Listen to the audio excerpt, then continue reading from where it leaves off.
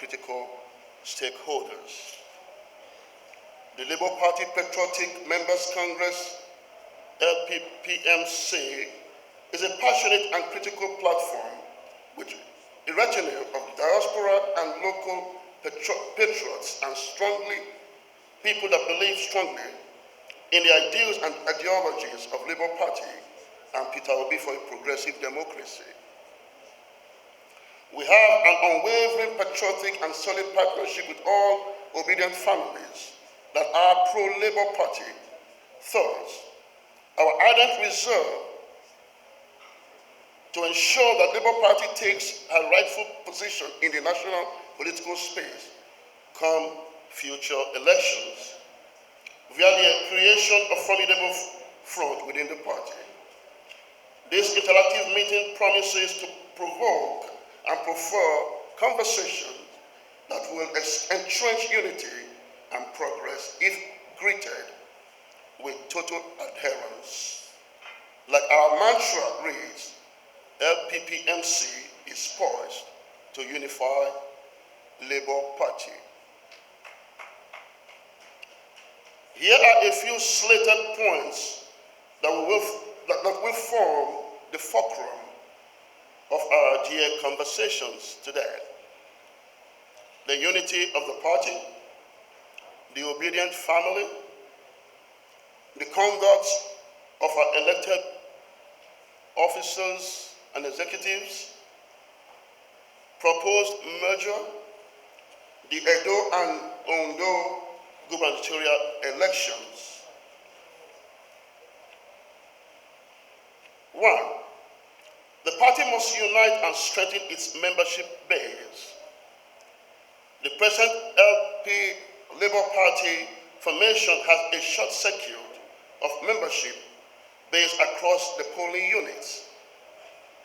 The last presidential election exposed same and pushed us into a quasi-partnership with ADP in raising some polling unit agents, an action whose mismanagement was one of the grave misfortunes that cost us the presidential election.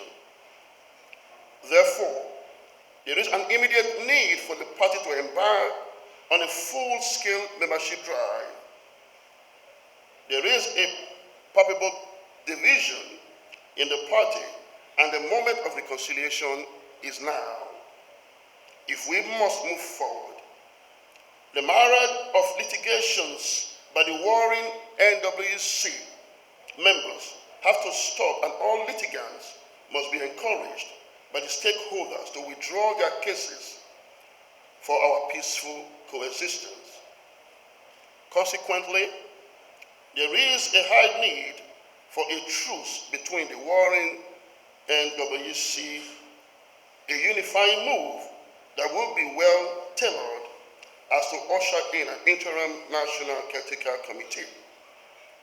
The interim national caretaker committee should be an holistic arrangement with a mandate to conduct both Edo and Ondo State gubernatorial primaries to avert the lurking duplicity of candidates with its associated negativity to our electoral chances in these states.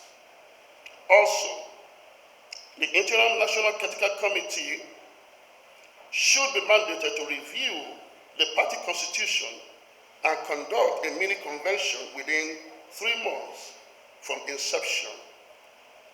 It is worthy of note that no individual is bigger than the party. The party is supreme and the people's property. Thus, we humbly call on the adoption of this proposed Interim National Caretaker Committee, whose mandate will bet a more proactive, charismatic, dynamic, and unencumbered national leadership of our great party. Therewith shall harmonize and conduct the state congresses if ever we wish Labour Party well. 2, show gratitude to the obedient family and cement their fragmented fronts. The leadership of Labour Party should do haste and embark on a thank you tour across the nation.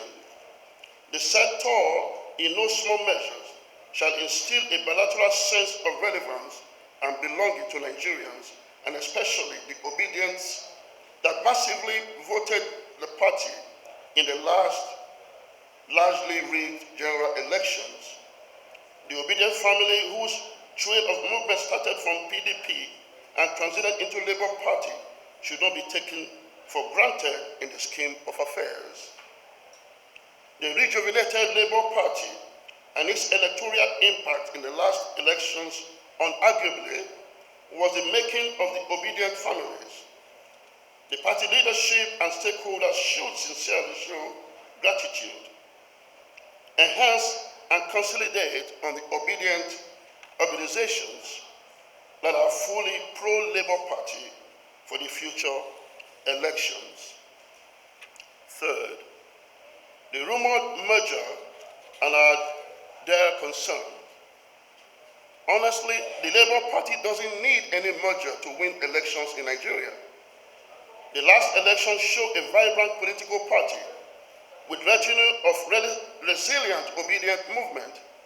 The Labour Party is the only political party in Nigeria that enjoys three patriarchal pillars of membership, which are the uncommon forces of the NLC, TUC, and obedient family. If the values and potentials of those pillars are adequately harnessed, Labour Party will be having ground slide victories in every electionary season. Worrisomely, if the speculated merger is not well structured, planned and executed to our advantage, it may sadly leave Labour Party worse than ever. God forbid. Compellingly, the Labour Party stakeholders must negotiate from the angle of strength if the said unnecessary merger or the formation of a new political party should happen. We must kindly warn that any political marriage with those strange bedfellows that will not especially favor His Excellency Peter Obi come 2027 shall be wittingly and ruthlessly resisted.